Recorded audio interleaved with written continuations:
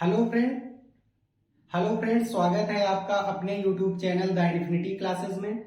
आज हम लोग उपस्थित हुए हैं हिंदी भाषा को लेकर। तो आज हम लोग देखेंगे इसमें कौन सा चैप्टर हमें पढ़ना है। तो आज सेकेंड चैप्टर पढ़ना है शब्द। तो अगर हम आप लोग इसमें जो हम लोगों ने जैसे पहले कराई हैं क्लासेस, जैसे वर्णमाला हो गया और उसमें वर्णों के जो भी प्रकार थे, भेद थे, वो सब हम लोगों ने कराया था इसमें। अगर आप लोगों ने नहीं देखा है तो आई बटन में उसमें लिंक है, तो आप लोग उसको क्लिक करके देख सकते हैं। आज हम लोग शब्द देखेंगे। यहाँ शब्द की परिभाषा, सबसे पहले परिभाषा देखते हैं। शब्द वर्णों के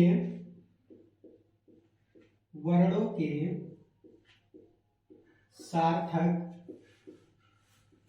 समूह को, वर्णों के सार्थक समूह को शब्द कहते हैं।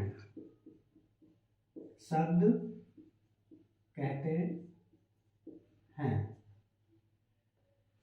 फिर शब्द की अगर हम भेद देखें तो भेद शब्द के क्या होते हैं? शब्द के भेद, शब्द के दो भेद होते हैं। कौन कौन से होते हैं? तो शब्द के दो भेद होंगे। सार्थक, पहला हो जाएगा सार्थक शब्द, और दूसरा हो जाएगा निरर्थक शब्द। दूसरा हो जाएगा निरर्थक शब्द। अब सार्थक शब्द कौन कौन से होते हैं? सार्थक शब्द वे होते हैं जिनका कोई निश्चित अर्थ होता है, उन्हें सार्थक शब्द कहते हैं। और निरर्थक शब्द वे होते हैं जिनका कोई निश्चित अर्थ नहीं होता है, उन्हें निरर्थक शब्द कहते हैं।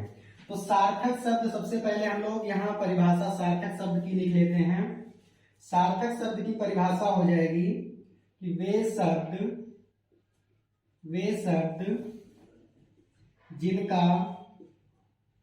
जिनका निश्चित अर्थ होता है, निश्चित अर्थ होता है, उन्हें सार्थक शब्द कहते हैं। उन्हें सार्थक शब्द कहते हैं। सार्थक शब्द वे होते हैं जिनका कोई निश्चित अर्थ होता है, वे सार्थक शब्द कहलाते हैं। जैसे अगर उदाहरण में देख लें तो निश्चित अर्थ होगा, जैसे हमने लिख दिया कुर्सी। कुर्सी का एक निश्चित अर्थ है। फिर लिख दिया राजा। तो ये सब क्या है? ये सब सार्थक शब्द हैं। रोटी लिख दिया, रोटी, तो रोटी का भी ये कोई अर्थ है, तो ये आ जाएगा सार्थक शब्द में। निरर्थक शब्द की परिभाषा क्या हो जाएगी? निरर्थक शब्द की परिभाषा वे शब्द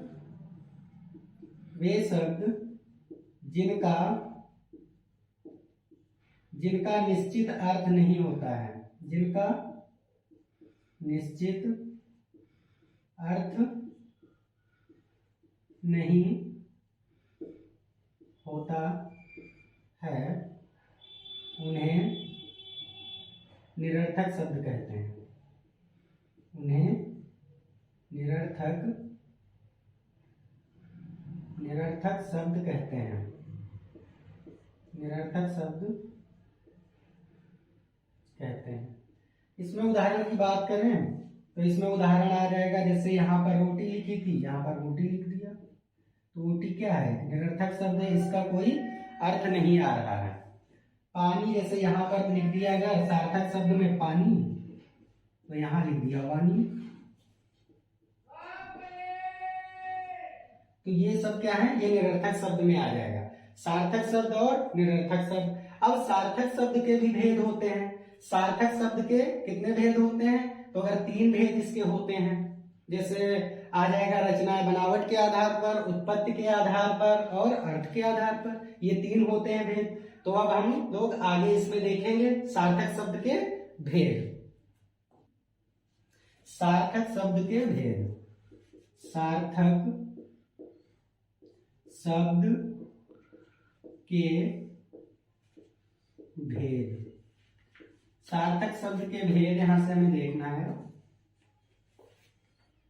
तो सबसे पहला हो जाएगा रचना, या लिख सकते हैं इसको बनावट के आधार पर, रचना या बनावट के आधार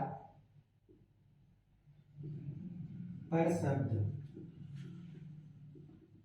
रचना या बनावट के आधार पर शब्द। दूसरा हो जाएगा उत्पत्ति के आधार पर शब्द, उत्पत्ति के आधार पर शब्द। और तीसरा हो जाएगा अर्थ के आधार पर शब्द, अर्थ के आधार पर शब्द। अब इसमें भी कुछ भेद होते हैं रचना या बनावट के आधार पर। तो इसमें पहला हो जाएगा रूढ़, पहला हो जाएगा रूढ़ शब्द। दूसरा हो जाएगा यौगिक शब्द, यौगिक शब्द। और थर्ड हो जाएगा योग रूढ़ शब्द, योग रूढ़ शब्द। उत्पत्ति के आधार पर अगर इसकी बात करें तो उत्पत्ति में जो उत्पत्ति के आधार पर आए हैं, पहला हो जाएगा तत्सम, तत्सम शब्द। दूसरा हो जाएगा तद्भव, तद्भव शब्द। तीसरा इसका हो जाएगा पॉइंट देशज,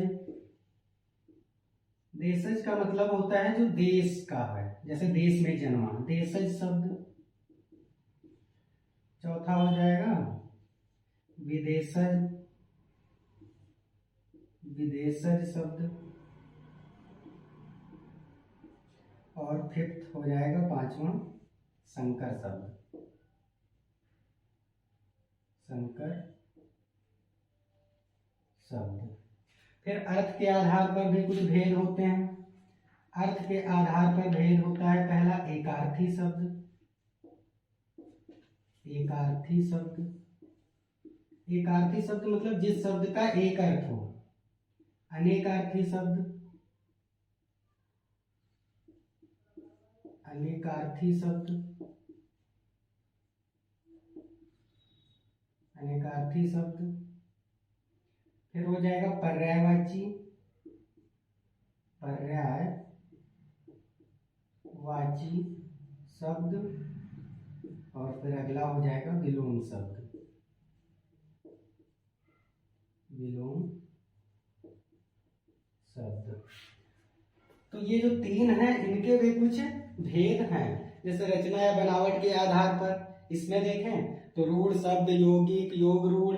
फिर उत्पत्ति के आधार पर हो जाएगा, उत्पत्ति के आधार पर कौन कौन से शब्द हो जाएंगे, जैसे तत्सम शब्द है, तद्भव है, देशज है, विदेशज है और संकर शब्द है। फिर अर्थ के आधार पर शब्द एकार्थी शब्द, अनेकार्थी शब्द, पर्यायवाची शब्द और विलोम शब्द। तो ये सब हो जाएंगे। ऐसे भी पूछ लेता है कभी कभी क्वेश्चन में, डायरेक्ट पूछ लेता है रचना या बनावट के आधार पर शब्द के कितने भेद हैं, तो हमें डायरेक्ट कितने लिख देना है, 3 भेद हैं।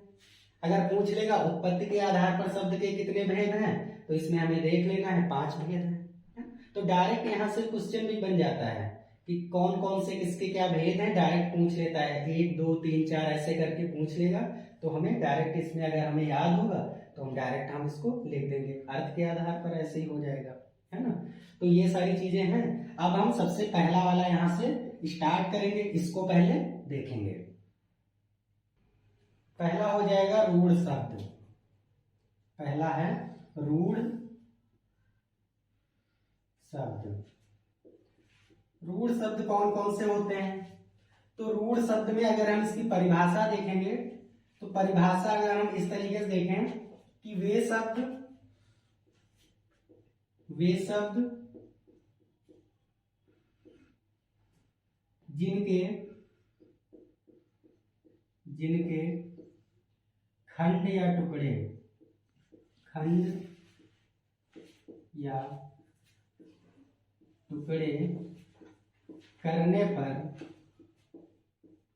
करने पर किसी भी खंड का अर्थ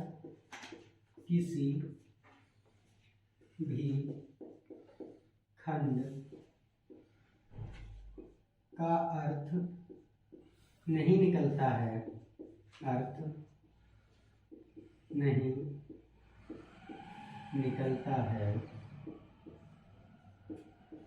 उन्हें रूढ़ शब्द कहते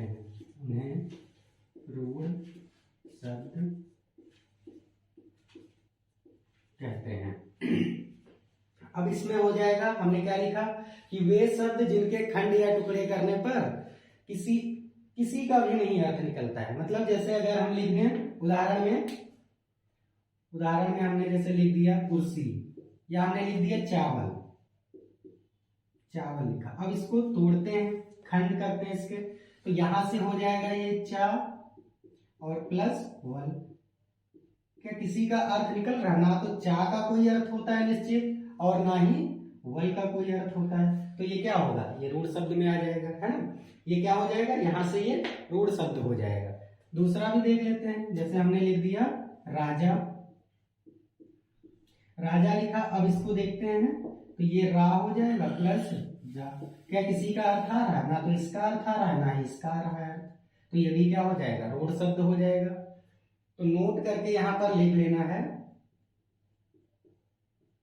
रूढ़ शब्द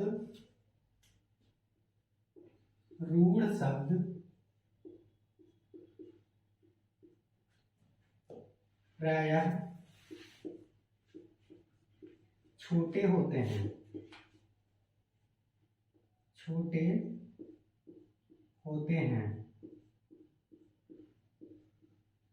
ये फर्स्ट हो गया नोट। दूसरा हो जाएगा, इनके टुकड़े करने पर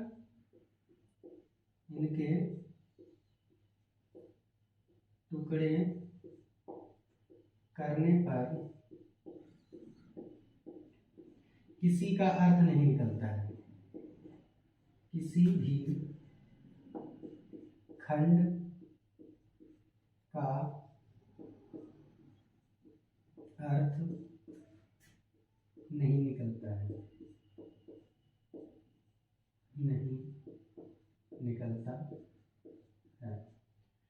तो यहां से देख लेना है। जैसे हमने यहाँ पर दो उदाहरण दे करके बताया कि चावल को अगर हम तोड़े, है ना, तो किसी का भी अर्थ नहीं निकल रहा है। ऐसे राजा को अगर तोड़ रहे हैं तो उसका भी कोई अर्थ नहीं निकल रहा है। तो यहाँ से नोट करके हम लिख लेंगे। मतलब ये जो दो चीजें अगर हमें याद रहेंगी तो ये अच्छे से कवर हो जाएगा।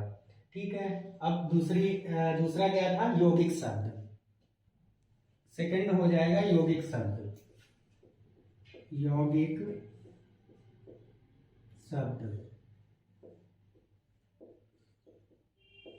यौगिक शब्द में अगर इसकी परिभाषा देखें तो हो जाएगा वे शब्द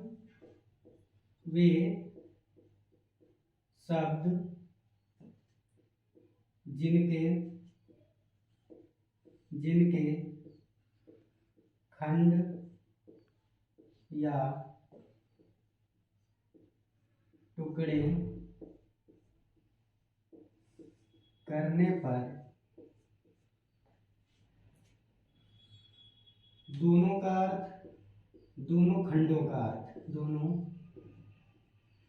खंडों का अर्थ या फिर एक खंड का अर्थ निकलता है, उन्हें यौगिक शब्द कहते हैं। तो इसकी परिभाषा हो जाएगी वे शब्द जिनके खंड या टुकड़े करने पर किसी एक का अर्थ निकलता है या दोनों के अर्थ निकलते हैं उन्हें क्या कहते हैं? यौगिक शब्द कहते हैं। अब उदाहरण में हम देख लेंगे, जैसे हमने लिख दिया विज्ञान, तो विज्ञान के हम टुकड़े करें तो ये हो जाएगा यहां से भी प्लस ज्ञान। ज्ञान का तो निश्चित अर्थ है, तो कम से कम एक का तो अर्थ निकल रहा है ना, तो क्या हो जाएगा? ये हो जाएगा यौगिक शब्द, है ना। ऐसे ही दूसरा हम लिख सकते हैं, जैसे हमने विज्ञान लिख दिया, सामाजिक लिख दिया, है ना, सामाजिक, तो इसको भी तोड़ते हैं, तो यहां से देखना, जैसे ये हो जाएगा समाज प्लस इक। अब इक क्या है? प्रत्यय है ना। अब समाज एक शब्द है, इसका अर्थ निकल रहा है कि समाज है, तो ये क्या हो जाएगा? यौगिक शब्द हो जाएगा, है ना। तो इस तरीके से ये वाला भी सेकेंड वाला यौगिक शब्द आ जाएगा यहां से। ओके, तो ये सारी चीजें अभी नोट कर लो। अभी तीसरा एक और बचा है योगरूढ़ शब्द, उसको भी कंप्लीट कराते हैं। योगरूढ़ शब्द तीसरा है, योगरूढ़ शब्द, योगरूढ़ शब्द। योगरूढ़ शब्द की डिफिनीशन हो जाएगी, वे शब्द, या फिर ऐसे लिख सकते हैं इसको, योगरूढ़ शब्द, योगरूढ़ शब्द, योगरूढ़ शब्द होते तो यौगिक की तरह हैं, यौगिक की तरह हैं, परंतु इनका अर्थ एक रूढ़ की भांति, एक रूढ़ मतलब विशेष अर्थ होता है, विशेष अर्थ, एक रूढ़ की भांति होता है।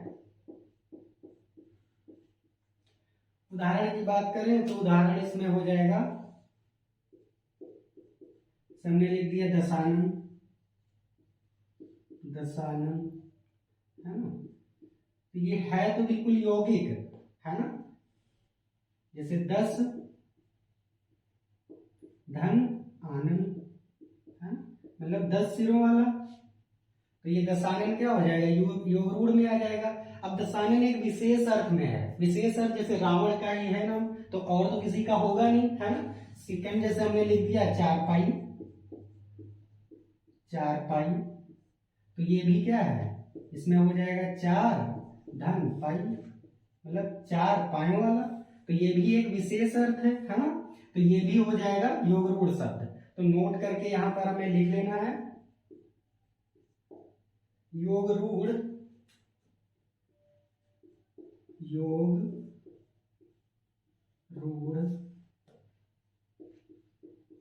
शब्द सदैव बहुब्रीहि समास में होते हैं, बहुब्रीहि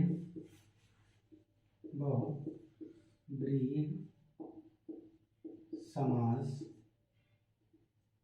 होते हैं। ज्यादातर अगर हम योगरूढ़ की बात करें तो ये सब किसमें होते हैं? बहुब्रीहि समास के अंतर्गत आते हैं ज्यादातर, मतलब 99% तो बहुब्रीहि होते, 1-2% हो सकता है इधर उधर भी हो जाए, है ना। ओके, तो अब यहाँ तक देख लिया है, जल्दी से नोट कर लीजिए आप लोग, और उसके बाद हम आगे कराते हैं। ठीक है, अब हम लोग देख रहे हैं उत्पत्ति के आधार पर शब्द। उत्पत्ति के आधार पर शब्द। उत्पत्ति के आधार पर शब्द कौन कौन से होते हैं? ये हो जाएगा, पहला होगा तत्सम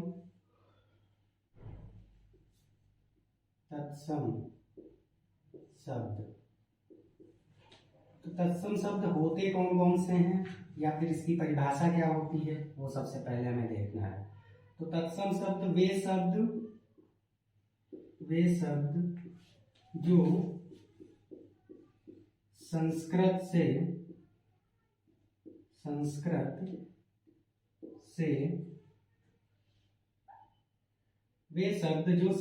से हिंदी में ज्यों का त्यों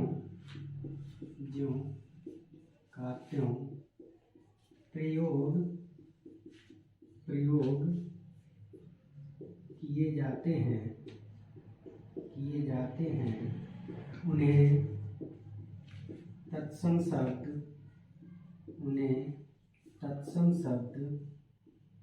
कहते हैं। तो तत्सम शब्द की डिफिनेशन हो जाएगी जो संस्कृत से डायरेक्ट ले लिए गए हैं, किसमें, हिंदी में, बोलचाल की भाषा में आ गए हैं, उन्हें क्या कहा जाता है, तत्सम शब्द कहते हैं। अब तत्सम शब्द में बहुत सारे आ जाएंगे, जैसे उदाहरण में आ जाएगा, हम लोग लिखते हैं कर्पूर, है ना, कर्पूर हो गया, है ना, और मात्र है ना, ये सब किसके उदाहरण है, ये तत्सम के उदाहरण हैं। फिर सेकंड इसका हो जाएगा तद्भव शब्द, वे शब्द,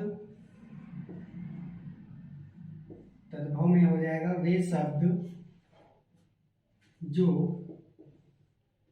संस्कृत से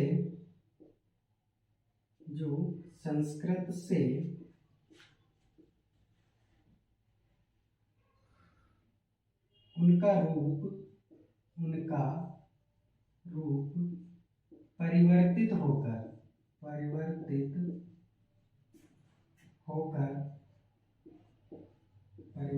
होकर हिंदी में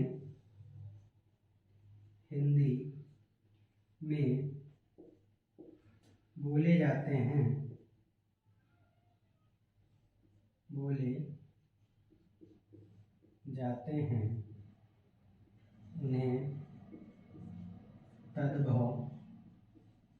उन्हें तद्भव शब्द कहते हैं। तद्भव में क्या हो जाएगा, वे शब्द जो संस्कृत से थोड़ा परिवर्तित होकर के हिंदी में बोले जाने लगे हैं उन्हें क्या कहते हैं, तद्भव शब्द कहते हैं। जैसे कर्पूर को ही हम लोग क्या कहते हैं, कपूर कह देते हैं, है ना, कपूर बोल देते हैं, मात्र को माता बोल देते हैं, है ना। तो ये सब क्या है, इसमें तद्भव शब्द हो जाएंगे। तीसरा हो जाएगा देशज शब्द। तो देशज शब्द इतना नोट करिए, उसके बाद से स्टार्ट करते हैं, अभी इसमें जगह नहीं रह गई है। देशज शब्द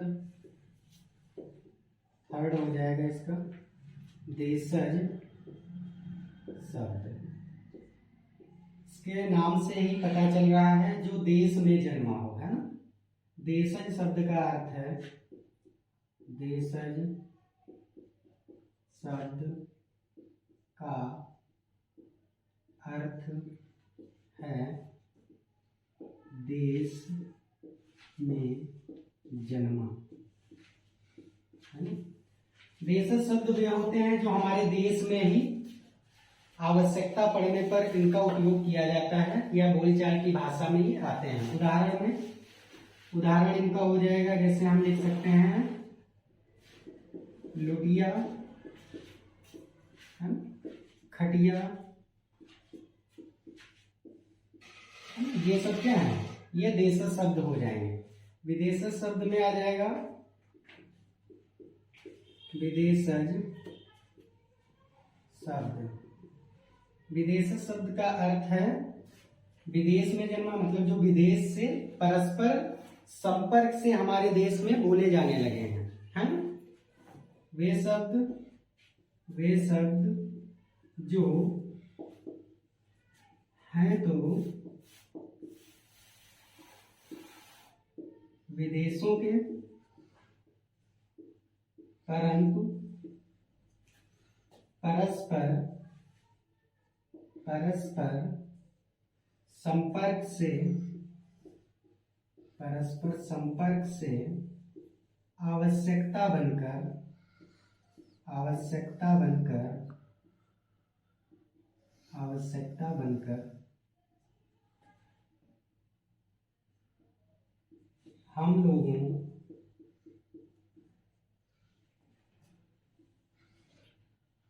हम लोग यहाँ लिख सकते हैं, हम लोग इनका उपयोग, इनका इनका उपयोग करने लगे हैं, करने लगे हैं। जैसे उदाहरण हो जाएगा डॉक्टर, स्टेशन। तो ये सब कैसे शब्द हैं? ये सब विदेशज शब्द हैं। अब जैसे स्टेशन है, स्टेशन, ये सब विदेशज शब्द हैं, लेकिन हम लोगों की आवश्यकता बनकर यहाँ पर हम लोग बोलने लगे हैं। ठीक है।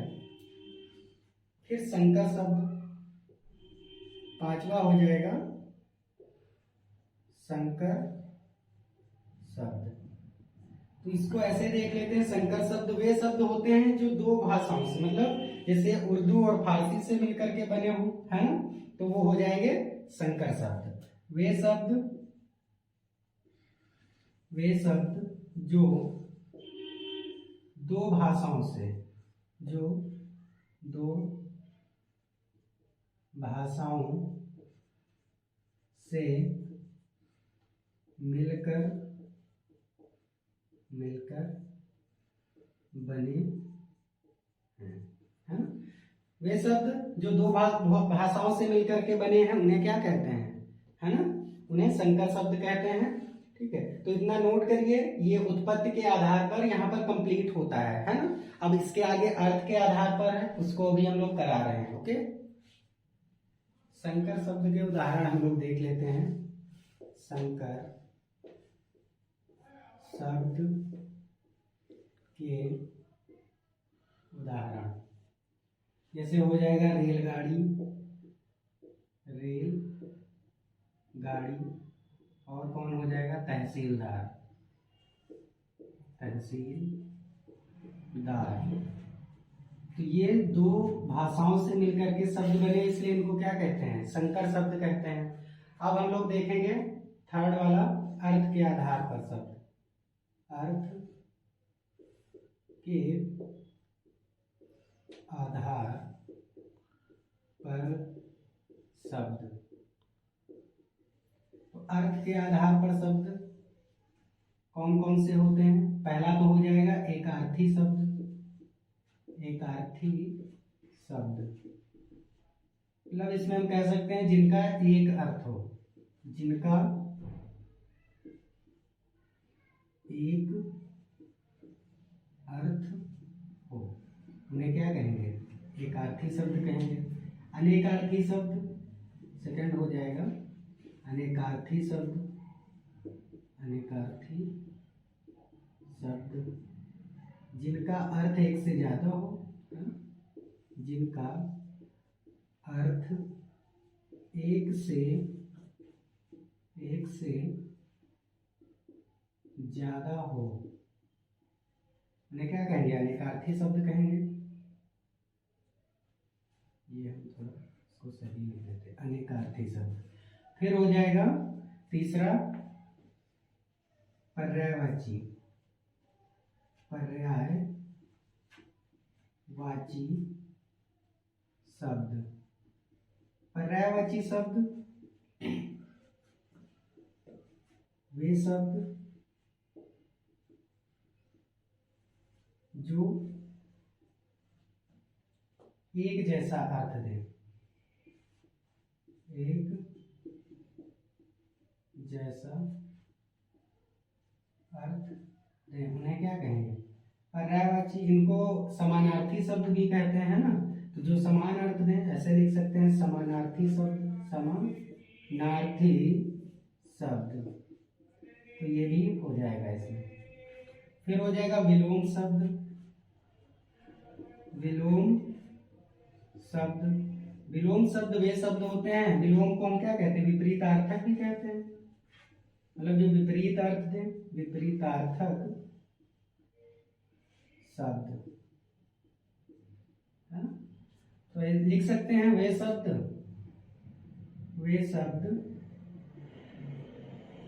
जो विपरीत अर्थ दें, जो विपरीत अर्थ दे, है ना, उन्हें क्या कह देंगे, विपरीतार्थक शब्द या विलोम शब्द कहेंगे।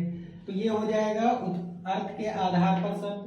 हमने सबसे पहले पढ़ा रचना या बनावट के आधार पर शब्द, उसके बाद उसके 3 भेद थे, है ना, रूढ़, यौगिक, योग रूढ़, और उसके बाद में हमने पढ़ा उत्पत्ति के आधार पर तत्सम, तद्भव, देशज, विदेशज और संकर शब्द। उसके बाद ये है अर्थ के आधार पर शब्द। अर्थ के आधार पर हो जाएगा एकार्थी, अनेकार्थी, है ना, पर्यायवाची और विलोम शब्द।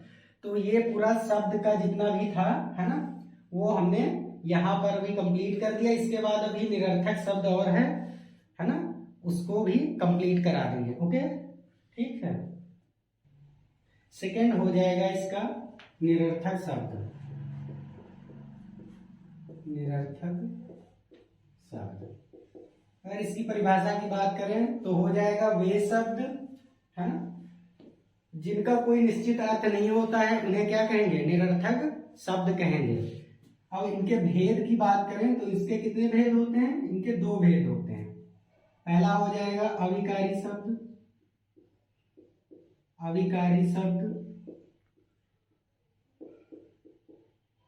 और सेकंड हो जाएगा विकारी शब्द, विकारी शब्द। अविकारी शब्द की परिभाषा की बात करें तो वे शब्द जिन पर लिंग, वचन, क्रिया, काल आदि का कोई भी प्रभाव नहीं पड़ता है, वे क्या कहलाते हैं, वे अविकारी शब्द कहलाते हैं। मतलब जिन पर काल, वचन, क्रिया आदि सबका क्या ना पड़े, प्रभाव ना पड़े, वे क्या हो जाएंगे, अविकारी शब्द हो जाएंगे। ऐसे विकारी में क्या होगा, जिन पर इन सब का प्रभाव पड़े, जिन पर काल, वचन, क्रिया आदि का प्रभाव पड़े, है ना। अब इसमें उदाहरण हो जाएंगे, हम लिख दें अब, कल, है ना, आज, परंतु, ये सब क्या है, ये हो जाएंगे अविकारी शब्द। और विकारी शब्द में आ जाएगा उदाहरण संज्ञा,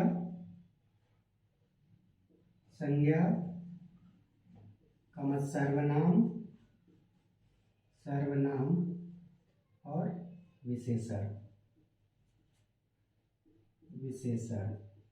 है ना। तो ये 3 चीजें हो जाएंगी, अविकारी शब्द और विकारी शब्द। जिन पर काल, वचन, क्रिया आदि का प्रभाव ना पड़े वे क्या हो जाएंगे, अविकारी शब्द हो जाएंगे। और जिन पर काल, वचन, क्रिया आदि का प्रभाव पड़े वे सब क्या हो जाएंगे, वे सब विकारी शब्द होंगे, जैसे संज्ञा, सर्वनाम, विशेषण। तो यहाँ उदाहरण में अभी संज्ञा, सर्वनाम, विशेषण है, इसको हम लोग डिटेल से नेक्स्ट चैप्टर में पढ़ेंगे, है ना। तो इसमें अब विकारी शब्द और विकारी शब्द ये निरर्थक शब्द में आ जाते हैं। निरर्थक शब्द होते क्या हैं, जिनका कोई निश्चित अर्थ नहीं होता, वे क्या होते हैं, निरर्थक शब्द होते हैं। तो आज ये सब जो है शब्द का पूरा चैप्टर कंप्लीट हो गया है। इसके आगे हम लोग नेक्स्ट चैप्टर देखेंगे। धन्यवाद।